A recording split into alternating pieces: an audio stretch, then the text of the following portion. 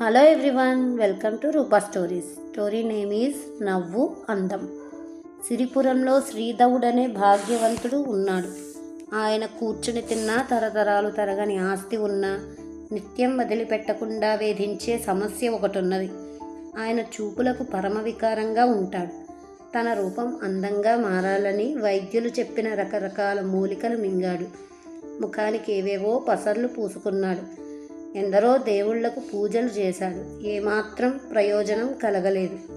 ఒక భైరాగి శ్రీధవుడి తీరని సమస్య విని, నాయన, ఈ రూపం నీకు దేవుడిచ్చింది, దీన్ని మార్చాదనుకోకు.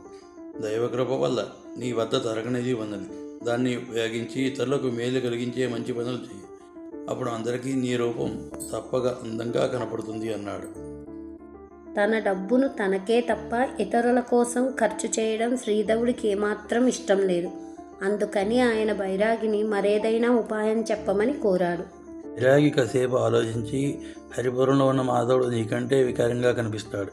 కొన్నాళ్ళు అతడి వెంట ఉంటే నీ రూపం నీకే అందంగా కనిపిస్తుంది. గీత ఇంకాస్త పెద్ద గీత పక్కన చిన్నదే కదా అన్నాడు. ఈ సలహా శ్రీధవుడికి నచ్చింది. ఆయన కొంత డబ్బు తీసుకుని హరిపురం వెళ్ళి మాధవుణ్ణి కలుసుకున్నాడు. మాధవుడు నిజంగానే పరమ వికారంగా ఉన్నాడు.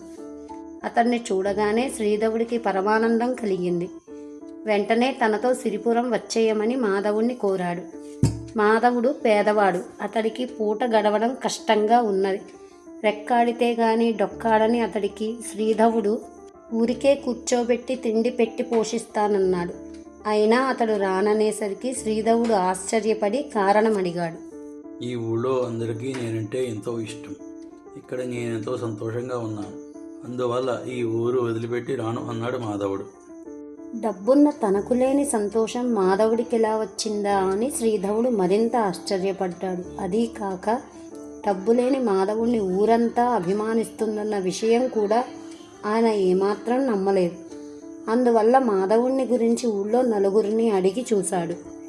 మాధవుడు పరోపకారి అని, మంచివాడని, మహాభక్తుడని, నిస్వార్థపరుడని అన్నారు. కానీ కురూపి అని ఒక్కరు కూడా అనలేదు. ఉండబట్టలేక శ్రీధవుడే ఆ ప్రసక్తి తేక ఒక ఆయన, ఏమో, వాడిని చూడగానే వాడి మంచి బుద్ధులే గుర్తొస్తాయి. రూపం గురించి ఎవరూ ఆలోచించడం లేదు అనేశాడు. ఆ మాట నిజమే. ఆ ఊళ్ళోనే పాలమ్ముకుని జీవించే సుగుణ అనే అందాల భరిన ఏరి కోరి మాధవుణ్ణి పెళ్లి చేసుకుంటానన్నది. శ్రీధవుడు వెళ్ళి సుగుణను కలుసుకుని ఆమె అందం చూసి మూర్ఛపోయాడు. ఆ పిల్ల ఆయన ముఖం మీద నీళ్లు చల్లి స్పృహ తెప్పించి, ఏమైంది నీకు అని అడిగింది. నువ్వు గొప్ప అందగత్తెవు. నిన్ను నేను పెళ్లి చేసుకుంటాను. ఆ తర్వాత నుంచి నువ్వు పాలు అమ్ముకోనవసరం లేదు. నా దగ్గర తరగని సంపద ఉంది. నువ్వు మహారాణిలా జీవించవచ్చు అన్నాడు శ్రీధవుడు. నేను మాధవుణ్ణి ఇష్టపడ్డాను, వాడితోనే నా పెళ్ళి అన్నది సుగుణ. మాధవుడు నాకంటే అందగాడు కాదు, నాలాగా డబ్బున్నవాడు అసలే కాదు. నన్ను కాదని వాడంటే ఇష్టపడతావేం అన్నాడు శ్రీధవుడు కోపంగా. ఏమో, వాడెప్పుడూ నవ్వుతూ ఉంటాడు. వాడి నవ్వు నాకు చాలా ఇష్టం. నవ్వినప్పుడు వాడు ఎంతో అందంగా ఉంటాడు అన్నది సుగుణ. శ్రీధవుడు తాను నవ్వాలనుకున్నాడు. నవ్వు రాలేదు. ఆయన మాధవుణ్ణి వెతుక్కుంటూ వెళ్ళి తనకు నవ్వడం నేర్పమన్నాడు. దానికి మాధవుడు, నీ గురించి తక్కువగాను ఇతరుల గురించి ఎక్కువగాను ఆలోచించడం అలవరచుకో. మనం మన గురించే ఆలోచించుకుంటే ఏదో కొద్ది క్షణాల పాటు సంతోషపడతాం. అలా కాక ఇతరుల మంచికి సంతోషపడితే అన్ని వేళలో ఆనందమే అన్నాడు. ఇతరుల గురించి ఆలోచించడం తన వల్ల కాదన్నాడు శ్రీధవుడు. అయితే ఈ ఊరి చివర ఉన్న మామిడి తోటలో నిత్యానంద స్వామి దగ్గరికి వెళ్ళు. ఆయన నీకు నవ్వు వచ్చి హాస్యగాథలు చెబుతాడు అని గుర్తు చేసుకుంటే చాలు, పట్టచక్కల ఏంత నవ్వు వస్తుంది అని చెప్పాడు మాధవుడు. శ్రీధవుడు నిత్యానంద స్వామిని దర్శించి ఆయన చెప్పిన హాస్య కథలు విన్నాడు.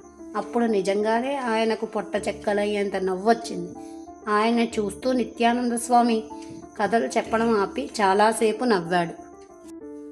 మీ కథలకు మీకే నవ్వు రావడం విచిత్రంగా ఉంది స్వామి అన్నాడు శ్రీధవుడు ఆశ్చర్యపోయి.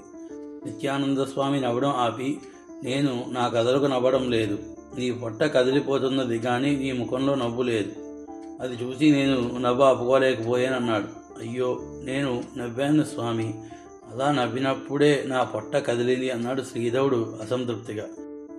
అలాగా, అయితే నవ్వినా నీ ముఖంలో తేడా లేదు. నీ మనసులోని స్వార్థభావాలే వికారంగా వెలువడుతున్నాయి. అందుకే నీ నవ్వు తెలియడం లేదు. ఏం చేయగలం మరి అన్నాడు నిత్యానంద స్వామి సాలోచనగా. శ్రీధవుడికి అప్పటికి విషయం పూర్తిగా అర్థమైంది. ఆయన సిరిపురం తిరిగి వెళ్ళి ఊళ్ళో 10 మందికి మేలు కలిగే పనులు చేయడం మొదలుపెట్టాడు. ఆ తర్వాత ఆయనను తను కురూపినన్న వాస్తవం ఏమాత్రం బాధించలేదు. మా స్టోరీస్ మీకు నచ్చినట్లయితే లైక్ చేయండి, షేర్ చేయండి, మా ఛానల్ని సబ్స్క్రైబ్ చేయండి. Thanks for watching.